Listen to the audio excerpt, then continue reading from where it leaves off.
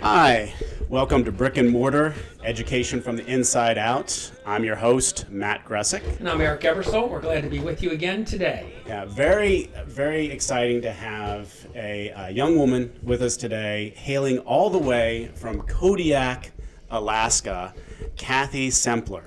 Kathy, could you speak into the mic and tell us, who you are and why did you choose education? Hi.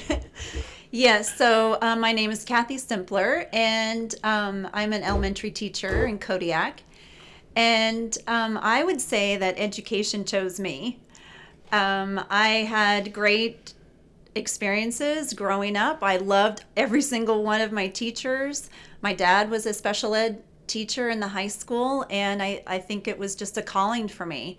I loved every single one of my classes, and I just couldn't wait to get my first teaching job. So I'm that teacher.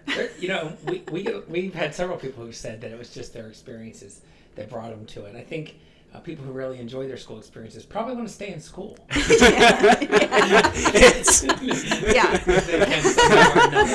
Just happens. Right, it does indeed. Delegate, would you like to do the next question? So you've been in education for a while. How long have you been in education? This is my 28th year. So you've got a wealth of experiences. Mm-hmm. So we're going to ask you, and you can choose any one of these. We're looking for your most difficult or challenging moment, or your funniest moment, or your most rewarding moment, something that sticks out in your mind when you think about back in your education. That's one I want to tell people about. Tell us about it.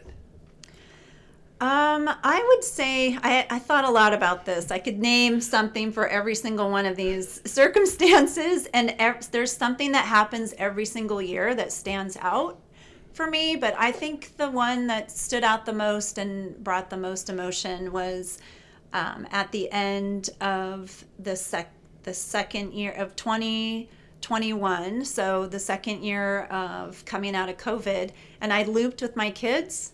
So 2020, I taught second grade to my students, and then I looped the next year and did third grade with them.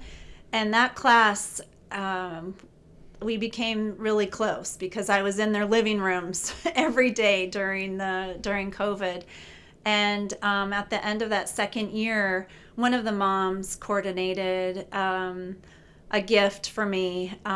She had the kids draw a picture and had the pieces made into a quilt block, and she quilted a quilt for me and gave it to me on the last day of school. I took my kids to the beach on the last day of school, and we were there the whole day, tide pooling and picnicking and exploring. What's tide pooling? Nobody pictures beaches in Alaska. Yeah, okay. Let's go to that. And then tide pooling. Okay, so the beach was about a mile away from the school, and it was at a park. It's called Fort Abercrombie. And the tide goes out, and when the tide goes out, we can go down to the rocks and look for hermit crabs and little sculpin and snails and things and sea anemones and things like that in the tide pools that are left behind when the tide goes out. So a different sort of outdoor ed than we might have here in Maryland. Yes. Sure. I get. Yes. That is awesome.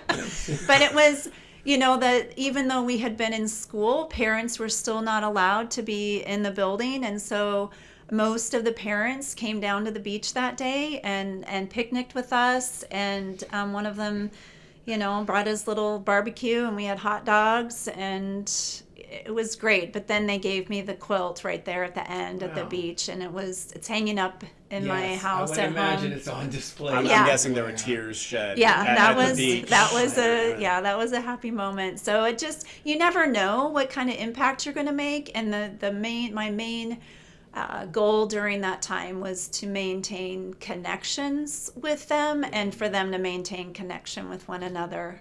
So let this be a message to you parents. We really need it, okay? Teachers really need this sort of stuff. It may seem camp and goofy to you, but actually it means the world to us, this kind of affirmation, especially if it's as tangible as yours is. But even if it's not, don't ever hesitate to tell a teacher what a great job they're doing.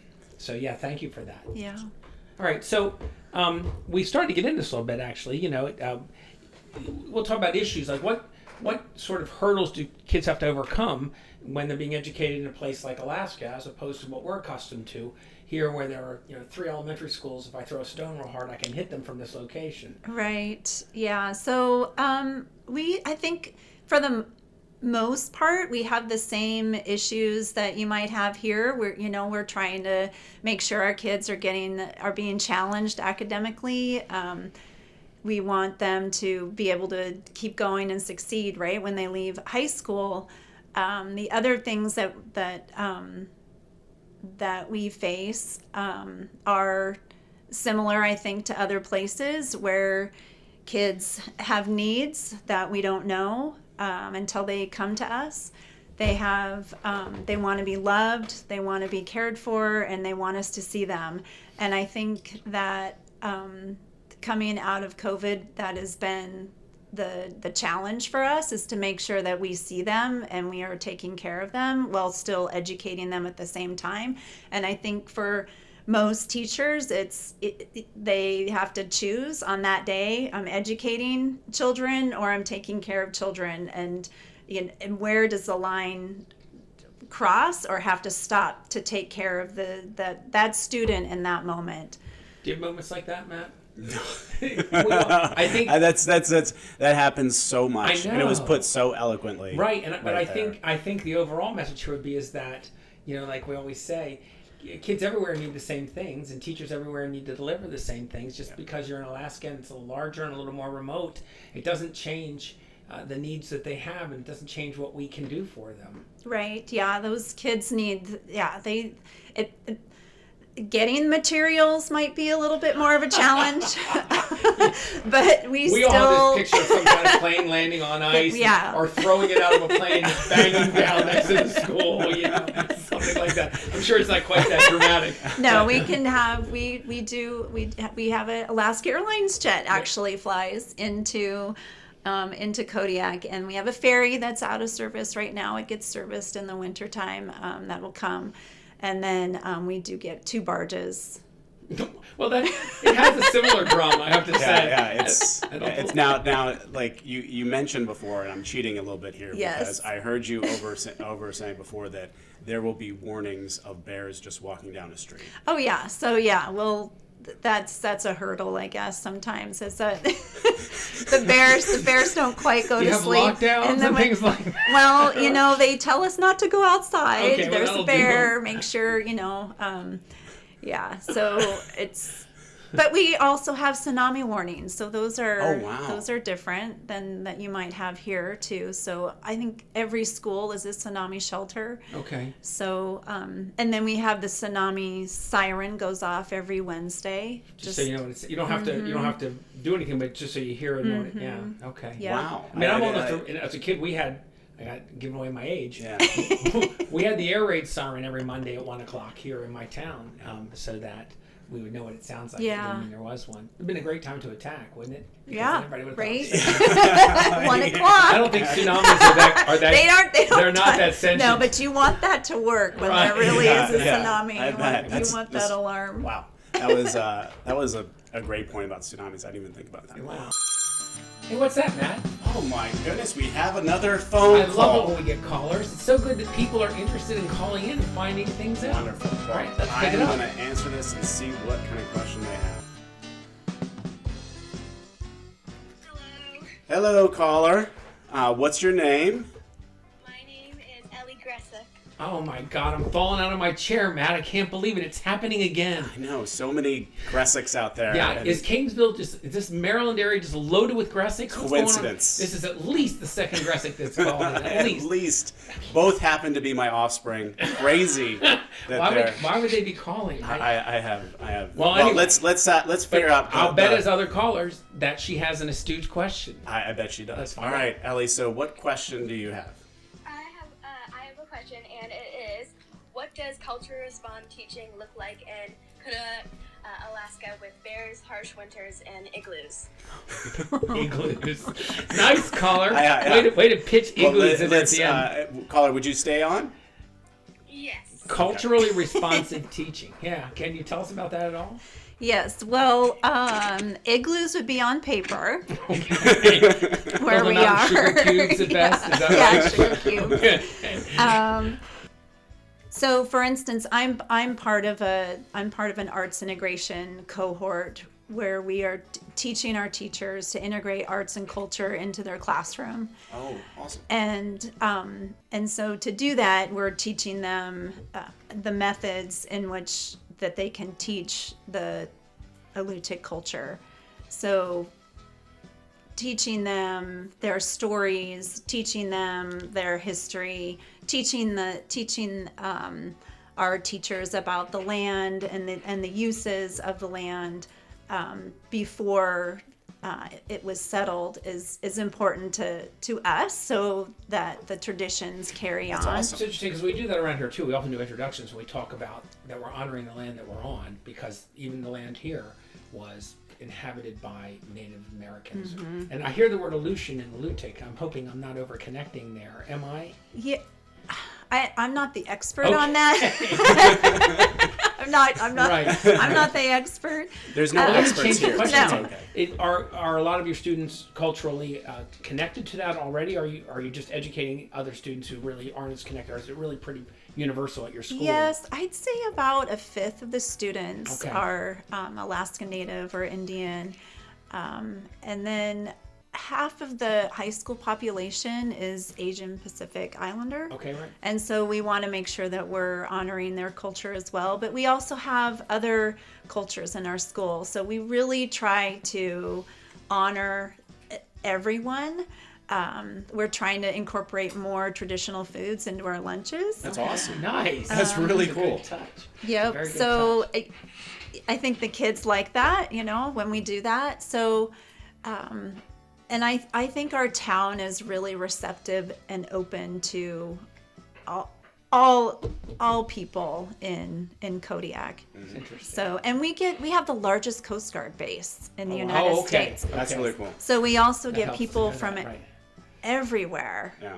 Yeah. And then we want them to be part of our community as well. So Yeah. everybody has a place. Awesome. That's Well, cool. thank you so much. Caller, And another astute, Thank you so much, thoughtful caller. caller with a great question. All right. Take care. All right. So the Great next answer. Real question. Real Okay. quick, You want to? you alluded. We were talking earlier, and you talked about your position at the school. Can you just give us a quick rundown? Sure. So I'm the migrant education facilitator for our school district. And it's a position where I'm the liaison between parents and the federal programs, but I'm also in the classrooms acting as an instructional support for teachers and for students. And one of the main goals of the grant is to help, or one of the main goals of the grant is to have a high percentage of migrant education students graduate from high school. Okay. So I'm spending a lot of time in the high school. Define a migrant education student for the So people. yeah, just we know so what that migrant means. education, to qualify to be a migratory student is you have to travel at least 20 miles from your home. Okay. I see. And you have to spend the night, at least 7 nights throughout a given school year to harvest. So you're harvesting fish, or you're harvesting berries, or you're harvesting firewood. But it describes a lifestyle. then. Yeah. Okay. Yep. And you have some parameters set around. it. Yeah. But So some of our kids in the rural areas don't qualify because they don't travel the 20 miles. Yeah. Where more people in the town of Kodiak do travel the 20 miles, and so they do qualify. That's fascinating. Yeah. I mean, it's really cool. some of these you could draw parallels to the things that we do Yeah. around here for students also who have needs and have specific cultures, but yours is vastly different in this particular case. And yet you're probably providing some of the same services, and even your sensitivity to the local culture is significant there. Well, let's go to the next question then. What is the biggest misconception you think people have, besides the igloos, about what happens day to day in your school? I think one of the biggest misconceptions is I don't think people realize how much teachers or just educators in general give of themselves within the school. I'm not sure that they understand the relationships that educators have with their students, and how that translate into the success of their child throughout their school day. So this is a recurring theme in Yes, this interview. it is. Is that It is. Alaska is structurally different, but conceptually really the same sorts of needs and things. Well, that key of that through. relationship Right. that you hit right there is just, I mean, it's something beautiful that we're hitting on every interview. Yeah. So.